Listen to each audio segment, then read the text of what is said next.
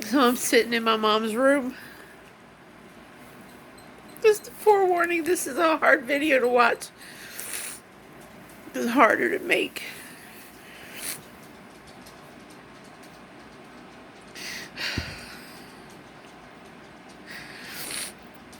I just laid on my mom's bed for a few minutes and just cried into her pillows. Let me tell you guys something. If you have a problem with somebody in your family, especially your immediate family, let it go. It is not worth it. I wasn't able to forgive my mom for a lot of childhood stuff until very recently. Thank God it was before all this. But I felt like I had just gotten my mom. I had just come to see her the way God does. And I really and truly, truly loved her. I loved her before, but this was different. This was a pure love. And she knew it. I made sure she knew it. And I'm looking around her room, and there's things she has up that I made for her. That I didn't. When we looked, there's this box that she had, and inside her firebox was one of my very first business cards from my daycare. She kept it and put it inside that firebox. She was proud of me.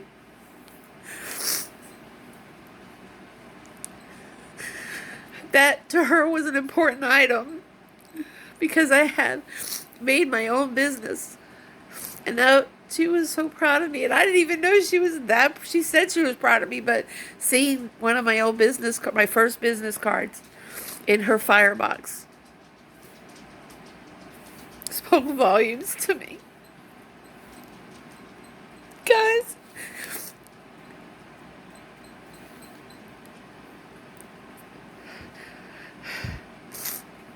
I'm going to talk about something here. And I would really love for a hospice nurse or something to weigh in, because hospice really dropped the ball on her. Her last 2 to 3 weeks of life was so miserable. I think there was 2 days, the first 2 days of her being at home, she seemed more comfortable and at peace, and we thought that's the way she was going to go. I called hospice yesterday because I knew something wasn't right, and I asked them to come and check. I don't know if it was a feeling I had or what. They called me back like, we don't understand the issue. I'm like, just go check on my mom. That's your job. That's what I'm asking you to do. And then at 4 o'clock this morning, my sister called them. And at 8 o'clock this morning, my mom passed away. She called them because my mom was struggling. She was struggling to breathe. They didn't do anything. They didn't send her home on the morphine. Nothing. And something happened during the night. My mom took a turn. And the way that she went out, nobody should die like this. Nobody. One of the things my mom asked them in the hospital, she was really worried. She said, what if it's violent? How are my girls going to handle that? She knew. I think somehow she just knew already. And they assured her, oh, no, it's not like that. Well, it was like that. Something happened. My mom's lungs started filling up with fluid at some time. Something happened last night, and her lungs started filling up. And they filled up so fast this morning. She had stuff was coming out of her mouth, and she couldn't breathe. And my sister said that she was, trying to grip the bed to push herself up to get air and waving her arms, and she just couldn't breathe. And she knew exactly what was happening to her, and that should not happen. It should not happen. Hospice is not supposed to be like that.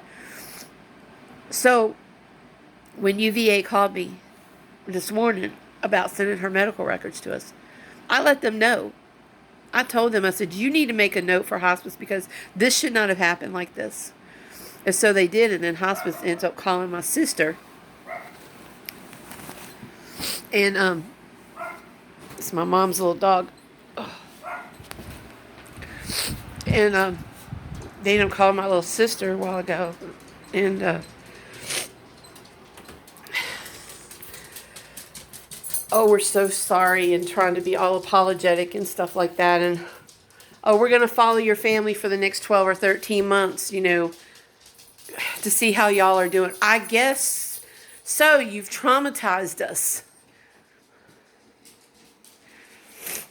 Now we're going to be your case study.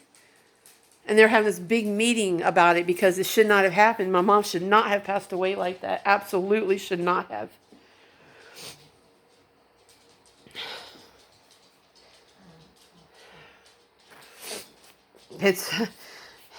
It's definitely weakened my faith in hospice care. We thought for sure she would go peacefully, but she never got the medication that she needed for that.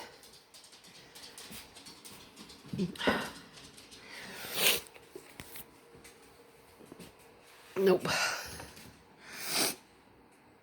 And it's just hard now walking around here, my mom's house, but I needed the time alone, to say what I needed to say to her. I said everything to her, I said everything to her in the hospital and over the phone over the video. I called every morning before daycare, during their nap time, and at night since she got home. And even when she was in the hospital and I couldn't be there, I called and did video with her. And I could tell she was trying to talk, but couldn't. And I just told her, me and my sister both, we love you. And my sister was here with her, and, we told her it was okay to go. Don't try to hold on for us. But I know she didn't want to go like that. She was ready to go, but not like that. Nobody should go like that. And that's the thing that hurts the most, is that the way she went, it just was not right. And that's going to haunt us, probably my sister more so because she saw it. But that's gonna haunt us for a while, that she did not get to go peacefully. Daddy was taken quick, like the rapture. He was taken so fast. And Fred, my stepdad, which I just called Dad, he found out he had cancer on his birthday. Well, I think he knew before that, but 4 days later, he had a brain bleed in his sleep. Went in his sleep.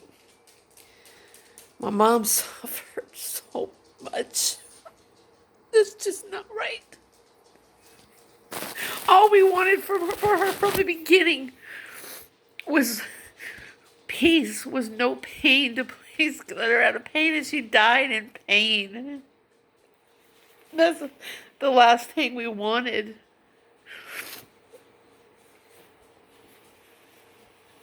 And I know I'm going to see this in the comments. And I know now she's not. Now she's okay. Now she has the perfect body. And she's up there with Daddy and Dad, my stepdad. She's reunited with her Fred and her mom. And my mom was loved by a lot of people, and we didn't even realize she was. Because my mom could be very difficult. She could be a very difficult person. But we do get our strength from her, that's for sure. And from Daddy. We just got good. As far as our genetics go, we are strong people. We are very strong people. And I know that she's going to be watching over us. It just feels weird now.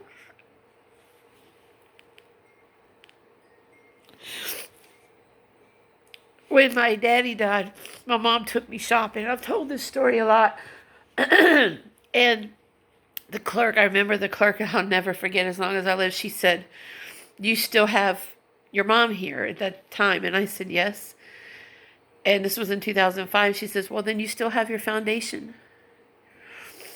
And I never really understood that till my mom got sick.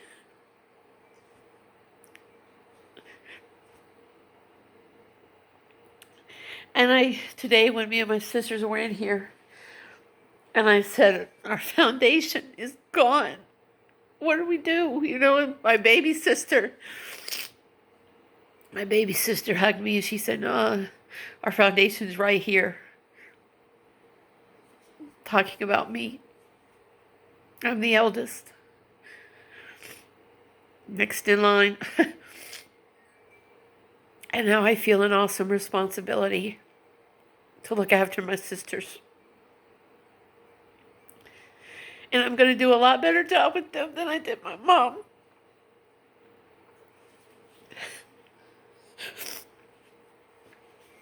Don't waste time, people. Don't wait until it's too late or almost too late. Because you will regret it. You will. And you can say that to somebody till they're blue in the face, but until it happens to them, till it happens, you know, they won't. I was going to sleep here tonight, but I don't think I can. I think I'm going to head over to my sister's. Part of me just wants to go home. I was supposed to have to go to the funeral home in the morning, but they called and got the information they needed over the phone. She's donating. I was left with the task to make sure that she got donated for research.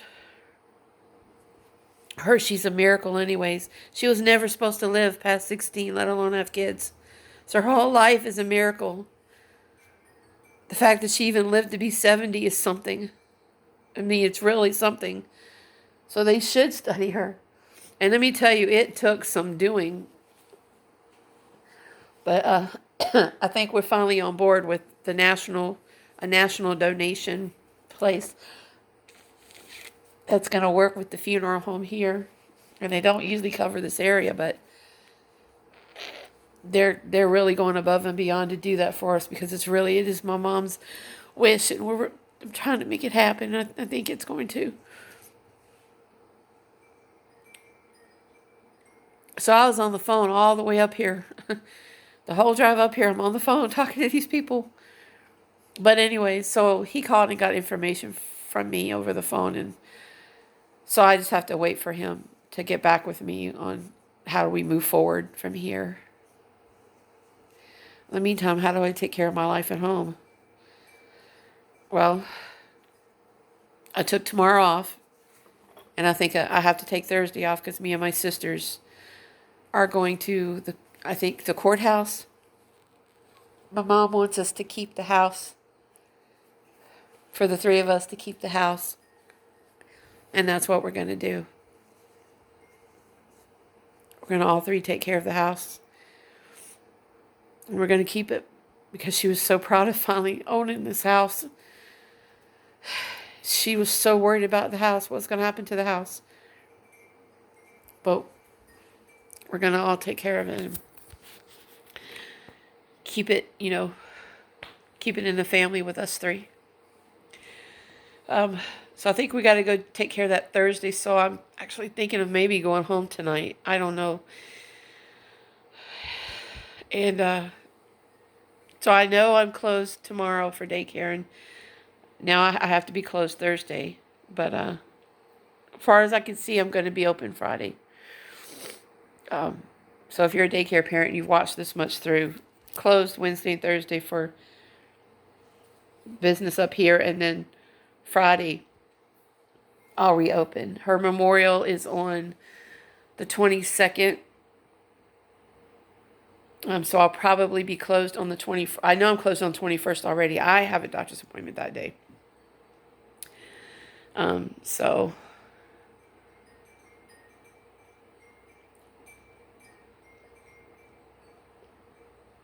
yeah, it's just weird. Something truly.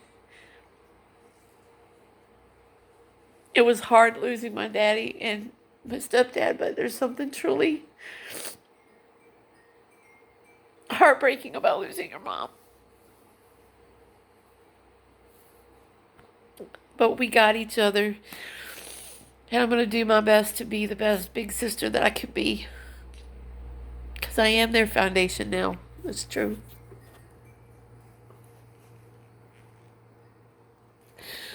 Oh, Lord. Thank you guys for following this journey, and please pray for our family. I love you, Mommy.